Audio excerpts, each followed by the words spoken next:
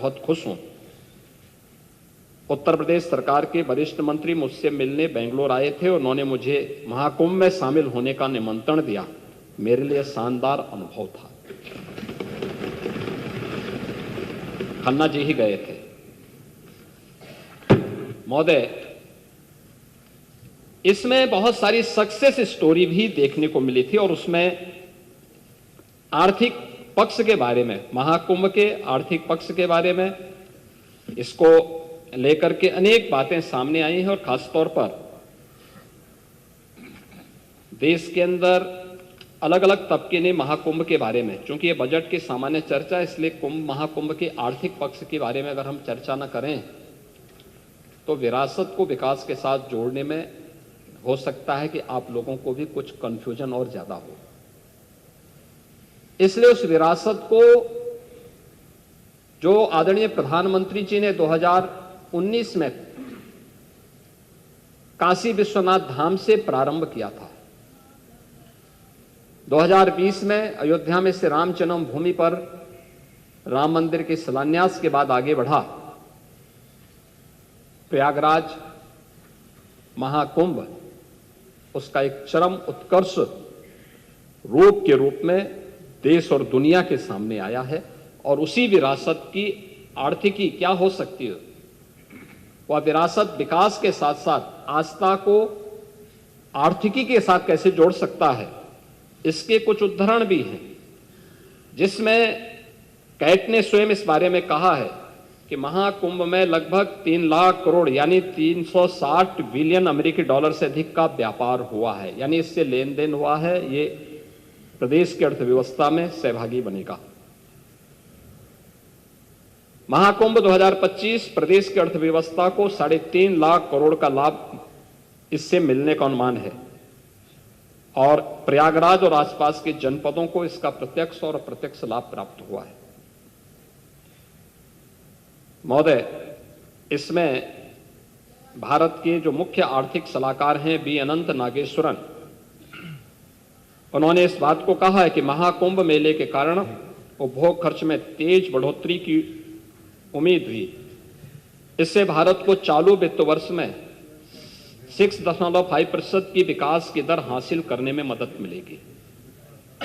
और इस मामले में जो विभिन्न अन्य क्षेत्रों में जो विभिन्न प्रकार के अनुमान लगाए गए, विभिन्न आर्थिक विशेषज्ञों ने कि किस किस सेक्टर में कितना अधिक उससे आर्थिक लाभ हुआ है या उससे आने की संभावना है। होटल उद्योग में 40,000 करोड़ का, खाने पीने अन्य दैनिक उपयोग में प्रयोग होने वाली वस्तुओं में 33,000 करोड़ का, परिवहन में 1.5 लाख करोड़ का, पूजन सामग्री में 20,000 करोड़ का, दान आदि में 660 करोड़ का, टोल टैक्सेस में 300 करोड़ का और अन्य में लगभग 66,000 करोड़ का, कुल 3,960 करोड़ रुपए का अधिक का इससे आर्थिक समृद्धि इसके माध्यम से प्रदेश को प्राप्त होने वाला है और इसके माध्यम से ये चीजें हम सबको प्राप्त हुई हैं। और खासतौर पर जो मैंने पहले भी कहा कि 5 नए आस्था के नए कॉरिडोर प्रयागराज महाकुंभ ने बनाए हैं और उसका लाभ पूरे प्रदेश में मिला, लेकिन इन 5 कॉरिडोर में विशेष रूप से हमें देखने को मिला था प्रयागराज से मां विंध्यवासिनी धाम और काशी के लिए, प्रयागराज से अयोध्या और गोरखपुर का 2, प्रयागराज से श्रृंगवेरपुर, लखनऊ और आपके नैमिषारण्य का एक 3रा कॉरिडोर, प्रयागराज से लालापुर, राजापुर और चित्रकूट का एक 4था और प्रयागराज से जो हम 5वां आस्था के कॉरिडोर को बनाने की व्यवस्था कर रहे हैं, जिसपे हम लोगों ने देखा कि देश भर के श्रद्धालु आने के इच्छुक थे, दिखाई दे रहे थे और पिछले 1.5 महीनों में उनकी उपस्थिति उन सभी क्षेत्रों में थी। तो अब प्रयागराज से होते हुए वृंदावन, मथुरा, वृंदावन और सुख तीर्थ में ये उपस्थिति वहां देखने को मिली। एक छोटा सा उदाहरण पर्याप्त है, बहुत सारे ऐसे उदाहरण हैं जिसमें प्रयागराज का है, और वह समाजवादी पार्टी इसमें ज्यादा चर्चा कर रही थी कि नाविकों का शोषण हो रहा है, नाविकों को देखभाल नहीं की जा रही है। मैं एक नाविक परिवार की एक सक्सेस स्टोरी यहां पे बता रहा हूं। ये नाविक परिवार जिनके पास 130 नौकाएं थी, 45 दिनों की अवधि में इन लोगों ने शुद्ध बचत की है 30 करोड़ रुपए की। यानी एक नाव ने 45 दिनों में 23 लाख रुपए की बचत की है, कमाई की है। प्रतिदिन के अगर आप उनकी बचत देखेंगे तो यह लगभग 50 से लेके 52,000 पर डे की उनकी इनकम थी एक नाव की। और इसमें मैं तो गया था 27 फरवरी को प्रयागराज में, और प्रयागराज में जाकर के हम लोगों ने, मैंने पहले मां गंगा के प्रति कृतज्ञता ज्ञापित की थी अपने सहयोगियों के साथ में। मां गंगा का पूजन किया था, सफाई भी की थी। इसके उपरांत हम लोगों ने इस पूरे महाकुंभ के आयोजन को स्वच्छ बनाए रखने में जिन्होंने योगदान दिया था, उन स्वच्छता कर्मियों के साथ भी, और जिन्होंने स्वास्थ्य की सेवा, कोई संक्रमण और कोई बीमारी नहीं फैलने दी, ऐसे स्वास्थ्य कर्मियों के साथ में, जो हेल्थ वॉरियर्स थे, उनके साथ में हम लोगों ने पहला आयोजन किया था, उनका सम्मान का कार्यक्रम किया था। इस आयोजन के बाद हमारा दूसरा जो आयोजन था वह नाविकों के साथ ही था। नाविकों के साथ भी हमने संवाद बनाया था, उनके लिए भी हमने एक पैकेज की घोषणा की। इसके उपरांत हमने परिवहन निगम से जुड़े हुए उन लोगों के प्रति और रेलवे के उन सभी अधिकारियों और कर्मचारियों के प्रति भी हम लोगों ने धन्यवाद ज्ञापित किया था, जिन्होंने श्रद्धालु जनों को वहां तक पहुंचाने में अपना योगदान दिया। उनके साथ भी हम लोगों ने कार्यक्रम किया था। और इसके उपरांत हम लोगों ने चौथे कार्यक्रम में सुरक्षा और प्रशासन से जुड़े हुए लोगों के साथ भी हम लोगों ने एक कार्यक्रम आयोजित किया था, और उनके साथ भी बैठ करके हम लोगों ने सहभोज के साथ हम लोग बैठे थे। मैं, मेरे साथ दोनों डिप्टी सीएम भी थे, अन्य मंत्रीगण भी थे, अन्य वरिष्ठ अधिकारीगण भी थे। ये सभी आयोजन वहां पे हुए। लेकिन महाकुंभ का आयोजन उत्तर प्रदेश की इस सामर्थ्य को देश के सामने और देश की सामर्थ्य को दुनिया के सामने रखने में सफल हुआ। आपका कितना भी दुष्प्रचार था, लेकिन वह भारत की आस्था को कहीं डगमगा नहीं पाया। आप लगातार दुष्प्रचार करते रहे, और आप लोगों का यह सबसे बड़ा हथियार था। आप लोगों ने इसके लिए बहुत तरीके से इसको लोगों के सामने बहुत नकारात्मक तरीके से प्रस्तुत करने का प्रयास किया, लेकिन आपकी नकारात्मक बातों पे न प्रदेश की जनता को न देश की जनता को ही विश्वास था। और मुझे लगता है कि यह आपके लिए उल्टी गिनती है कि जनता आपकी बात को अब सुनना ही बंद कर दी है। आप देखें ना कि कोई उत्तर प्रदेश का कोई गांव ऐसा नहीं था जिससे बस वहां नहीं पहुंची हो आस्था। नहीं तो ये जो हम कर रहे हैं ना, संभल में भी कर रहे हैं, ये आस्था का ही सवाल है। ये आस्था का ही सवाल है। ये जो कॉरिडोर बन रहे हैं, ये आस्था का ही सवाल है। और उसी आस्था के सवाल के साथ जोड़ने के लिए ही सरकार ने इस आयोजन के साथ जुड़ करके, और ये जो 7,500 करोड़ रुपए खर्च किए थे, केवल कुंभ के आयोजन के लिए नहीं किए थे। हमारे लिए यह आयोजन प्रयागराज जैसी पौराणिक सिटी के सस्टेनेबल डेवलपमेंट के प्लान का, एक व्यवस्थित विकास की एक रूपरेखा तैयार करने की भी थी। और महाकुंभ के बहाने प्रयागराज के अंदर उस प्रकार के इंफ्रास्ट्रक्चर को देने में हम सफल हुए। 200 से अधिक सड़कों का चौड़ीकरण हुआ, 14 फ्लाईओवर बने, 9 अंडरपास बनाए गए, 12 कॉरिडोर बने, अक्षयवट कॉरिडोर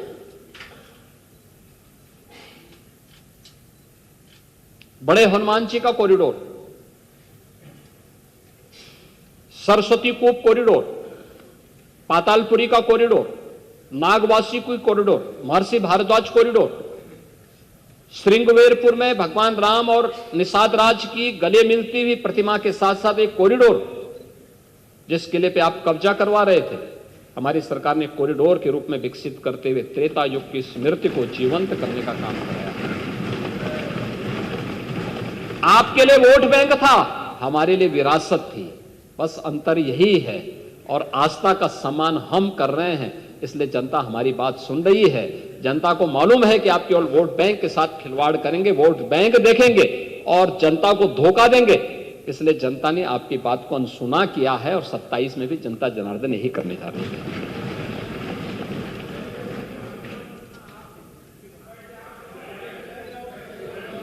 हम मना नहीं कर रहे हैं, मैं तो आपको धन्यवाद दे रहा हूं कि आप कुंभ में गए, 13 में आपको जाने नहीं दिया, हमने इस बार मना नहीं किया, क्योंकि जो मेरी आस्था थी वही आपकी भी आस्था है।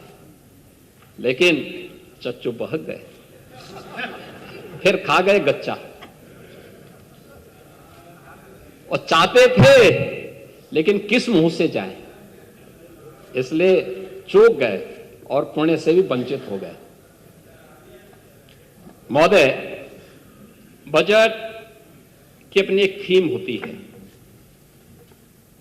और 2025-26 के इस बजट को लेकर के जब मेरे सहयोगी वित्त मंत्री ने इस सदन में इस बजट को प्रस्तुत किया था तो एक थीम के साथ प्रस्तुत किया था। ये हमारा सौभाग्य है कि आदरणीय प्रधानमंत्री जी के मार्गदर्शन में ये हमारी सरकार का 9वां आम बजट था, जिसको हमें इस सदन में प्रस्तुत करने का सौभाग्य प्राप्त हुआ है। और हर बजट अपनी एक निश्चित थीम के साथ आगे बढ़ा। हमने 2017-18 में अपना पहला बजट प्रदेश के अन्नदाता किसानों को समर्पित किया था। याद करिए, उस समय प्रदेश में एक कृषि बाहुल्य प्रदेश है। इस किसान का अन्नदाता किसान आत्महत्या कर रहा था और उस समय ऋण माफी के एक बड़े कार्यक्रम के साथ हमने बजट प्रस्तुत किया था। मुझे प्रसन्नता है, आज अन्नदाता किसान खुशहाल है, आत्महत्या प्रदेश में बंद हुई है। 2018-19 का बजट हम लोगों ने उत्तर प्रदेश की आवश्यकता, देश की आबादी का सबसे बड़ा प्रदेश है, तो इस बड़े प्रदेश के लिए इसी स्केल का इंफ्रास्ट्रक्चर भी चाहिए। तो हम लोगों ने 2018-19 का अपना जो मूल जनरल बजट प्रस्तुत किया था वह इंफ्रास्ट्रक्चर और औद्योगिक विकास के लिए समर्पित किया था और प्रदेश का पहला इन्वेस्टर समिट भी हम लोगों ने इस वर्ष किया था। 2019-20 का बजट हम लोगों ने मातृशक्ति, आधी आबादी को समर्पित किया था। मातृशक्ति के वंदन के लिए, उनके अभिनंदन के लिए मिशन शक्ति के कार्यक्रम को आगे बढ़ाते हुए बजट को महिला सशक्तिकरण को समर्पित किया था। 2020-21 का बजट हम लोगों ने अपने प्रदेश की युवा शक्ति को समर्पित किया था और 21-22 का बजट प्रदेश के स्वावलंबन से सशक्तिकरण की थीम पर आधारित था। 22-23 का बजट अंत्योदय से आत्मनिर्भरता के लक्ष्य को प्राप्त करने का था। 23-24 का बजट त्वरित, सर्वसमावेशी और समग्र विकास के साथ साथ आत्मनिर्भर उत्तर प्रदेश के आधारशिला को रखने का, और 24-25 का हमारा बजट लोक मंगल को समर्पित करके राम राज्य की अवधारणा को जीवंत करने का बजट रहा है, क्योंकि अयोध्या में श्री राम जन्मभूमि पर प्रभु श्री राम लला के 500 वर्षों के बाद विराजमान होने की स्मृति को जीवंत बनाए रखने के लिए उस प्रकार के कार्यक्रम के साथ हमने जोड़ा था। और 25-26 का इस बजट को भी हम लोगों ने आदरणीय प्रधानमंत्री जी की ही प्रेरणा से अन्नदाता किसान, युवा, महिला और गरीब को समर्पित करते हुए इसको हमने थीम दी है वंचित को वरीयता। वंचित को वरीयता की इस थीम के साथ यह बजट यहां पे प्रस्तुत किया गया है और इस बजट में अंत्योदय से उन्नत अर्थव्यवस्था तक, ईज ऑफ लिविंग से ईज ऑफ डूइंग बिजनेस तक, कृषि से गरीब कल्याण तक, आस्था से आजीविका तक, शिक्षा से स्वावलंबन तक, संस्कृति से समृद्धि तक और महिला सशक्तिकरण के संकल्प को पूरी प्रतिबद्धता के साथ आगे बढ़ाते हुए एक विकसित उत्तर प्रदेश की आधारशिला को मजबूत करने के संकल्प के साथ इस बजट को लेकर के हम लोग लेके आए हैं। और जिस लोक कल्याण की एक एक पंक्ति को पढ़ करके हमारे नेता प्रतिपक्ष यहां पे कह रहे थे कि हमने लोक कल्याण पत्र में ये घोषणा की है। लोक कल्याण पत्र 5 वर्ष के लिए घोषित किया गया है, 5 वर्ष में उसको अचीव करना है। अभी हमारी सरकार के 3 वर्ष 25 मार्च को पूरे होने जा रहे हैं सेकेंड पार्ट के, और अभी हम लोगों ने 151 में से 38 घोषणाएं हम पूरी कर चुके हैं, 91 घोषणाएं हमारी गतिमान हैं और 22 घोषणाओं में से कुछ की घोषणा इस बजट में की गई है और कुछ घोषणाएं हमारे अगले बजट में होने जा रहे हैं, जिन पर मैं भी चर्चा करने जा रहा हूं। तो हम लोग जो कहते हैं वो करके दिखाते हैं और जनता को यही विश्वास है, ये लोग जो कहेंगे वो करेंगे। और इसीलिए आज हम सब यहां पर उस बजट के उस भाव के साथ यहां पर आए हैं कि यह बजट उसी भाव के साथ यहां पर घोषित किया गया है और वही हम लोग यहां पर किए हैं। बजट के आकार के बारे में आपने चर्चा की, मुझे तो मैं भौचक था जब आप 24-25 के बजट के बारे में चर्चा कर रहे थे कि 9 लाख करोड़ का आपने किया था। 9 लाख करोड़ का नहीं था, हमारा जो मूल बजट था, मैं उसी पे आ रहा हूं ना, मैं उसी पे आ रहा हूं। वह हमारा जो मूल बजट था 2024-25 का, वह था 7,36,000 करोड़ का, 8 लाख नहीं था। और 2 अनुपूरक हम लेके आए थे, 2 हमारी सप्लीमेंट्री आई थी, उनमें से कुल मिलाकर के वो 30,000 करोड़ का था, तो कुल होता है 7,66,000 करोड़ का। आप पाणी जी मुझे लगता है एक बार फिर से देख लेंगे, आंकड़े जिसने भी दे दिए हैं। देखिए आपके साथ समस्या यही है, जब आप अपने विवेक से बोलते हैं तो सही बोलते हैं, लेकिन जब आप पढ़ने लगते हैं, कोई लिख के आपको देता है, जबरन आपके मुंह पे अपने शब्द थोपता है, तो आप थोड़ा ट्रैक से हट करके बोलने लगते हैं। तो आपको ये शोभा नहीं देता। अरे मैं आंकड़े बोल रहा हूं ना, आंकड़े तो मैं दे रहा हूं आपको कि मूल बजट हमारा था 7,36,000 करोड़ का और दोनों सप्लीमेंट्री जोड़ करके 30,000 करोड़ का होता है, तो कुल मिलाकर के 7,66,000 करोड़ का था। और 7,66,000 करोड़ के बाद अब हमारा जो मूल बजट है वह है 8,08,000 करोड़ का है। अगर आप इस बात को देखेंगे, आपने कहा कि सरकार ने पिछले उसमें 6 महीने में पैसा खर्च नहीं किया। बजट का जो ट्रेंड होता है, बजट साल भर के लिए प्रस्तुत होता है पांडे जी, 6 महीने के लिए नहीं होता है। योजनाएं बनती हैं, बनने के बाद उसको फिर उसके एग्जीक्यूशन में कुछ समय लगता है, फिर वो आगे बढ़ता है, फिर उन ऑनगोइंग प्रोजेक्ट जो होते हैं ये चलते हैं, एक समय सीमा होती है, किसी के 18 महीने होती है, किसी के 24 महीने होती है, उसके दौरान ही वो चीजें होती हैं। आप उसको पहले 1 साल में 6 महीने में क्यों पूरा कर देना चाहते हैं? कुछ गड़बड़ जरूर है। और इसीलिए मैं वही कह रहा हूं ना, मैं वही कह रहा हूं कि आपने 24-25 के बजट की जो बात की, उसमें भी आप सही तथ्य नहीं प्रस्तुत कर पाए। मैं तो आपको दे रहा हूं, आप 15-16 के बजट को देखें, 16-17 के बजट को भी देखें और 24-25 के बजट को भी देखें, तो सभी बजट में एक जैसी वो दिखेगी। हां, अलग विषय है कि बजट के दायरे को हमारी सरकार बढ़ाने में सफल हुई है और उसके परिणाम भी मैं इसमें भी चर्चा आपसे करूंगा कि बजट जितना पहले खर्च होता था उससे ज्यादा खर्च आज बढ़ा है, उससे ज्यादा हुआ है और उसी पे हम आज इस पे चर्चा भी करेंगे। बजट का आकार, इस 25-26 का जो बजट का आकार है वह पिछले बजट से कम नहीं है, बल्कि उससे ज़्यादा है। जो कुल दोनों बजट को मिला, यानी मूल बजट के साथ साथ सप्लीमेंट्री को भी जोड़ लेंगे तो आज 7,66,000 करोड़ का होता था, और इस बार बढ़ाकर किया 8,08,736 करोड़ रुपए से अधिक का यह बजट है। और यह किसी भी राज्य का सबसे बड़ा बजट है, यह उत्तर प्रदेश राज्य का बजट है।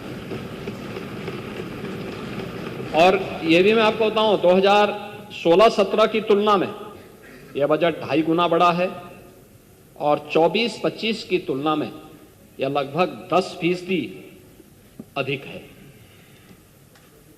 यह जो बजट का दायरा हमने बढ़ाया, इसका आकार जो बढ़ाया है, यह अंतिम पायदान पर बैठे हुए व्यक्ति के स्वावलंबन के लिए,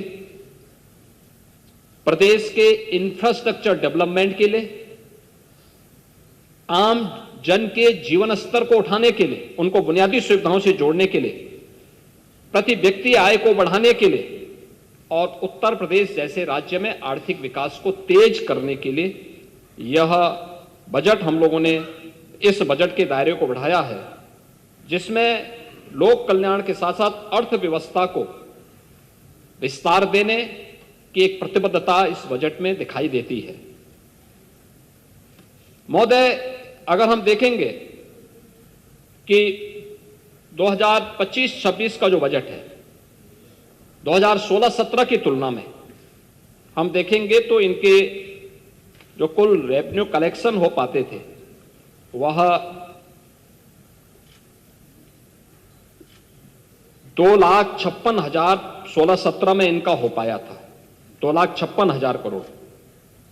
लेकिन हमारी सरकार में जनवरी माह तक हम लोगों ने इस चालू वित्त वर्ष में जो अब तक कलेक्ट किया है वह 4,10,000 करोड़ रुपए से अधिक का है, और यह निरंतर आगे बढ़ेगा। इसके साथ साथ बजट में जो सबसे महत्वपूर्ण बात है वो ये कि कैपिटल एक्सपेंडिचर के लिए जो सरकार ने पैसा उपलब्ध कराया है, जो रोजगार के सृजन में, इंफ्रास्ट्रक्चर और डेवलपमेंट में जिसकी बड़ी भूमिका होती है, वह इस बार 2,25,561 करोड़ 49 लाख रुपए यह इस बजट में, इसका कैपिटल एक्सपेंडिचर में हम लोग इस पैसे को दे रहे हैं, जो इकोनॉमी को एक दिशा तय करता है, सप्लाई चेन को बेहतर करता है, उद्योग जगत को प्रोत्साहित करता है, निवेश को बढ़ाता है, और निर्माण और रोजगार के सृजन में और एक सस्टेनेबल फास्ट गोइंग इकोनॉमी के आकार लेने में यह महत्वपूर्ण भूमिका का निर्वहन करता है। इसके लिए एक पर्याप्त मात्रा में बजट का प्रावधान किया गया है। अगर आप देखेंगे तो यह मूल बजट का लगभग 20.5% का हिस्सा एक कैपिटल एक्सपेंडिचर के लिए सरकार ने इस बजट में दिया है। नई योजनाओं के लिए भी बजट में प्रावधान किया गया है, जिसमें 28,478 करोड़ 34 लाख रुपए का प्रावधान इसमें किया गया है। और 16-17 की तुलना में अगर आप देखेंगे 3 वर्ष वैश्विक महामारी कोरोना का सामना करते हुए भी सरकार ने पर कैपिटा इनकम को बढ़ाने में मदद की है। 16-17 की तुलना में अगर हम उत्तर प्रदेश की प्रति व्यक्ति आय को देखेंगे तो यह लगभग 46,000 करोड़ के आसपास की थी। आज ये बढ़कर यानी 23-24 में, मैं अभी 24-25 की बात नहीं कर रहा हूं, 23-24 में यह बढ़कर के 93,514 करोड़ यानी पहले की तुलना में दोगुने से अधिक बढ़ी है।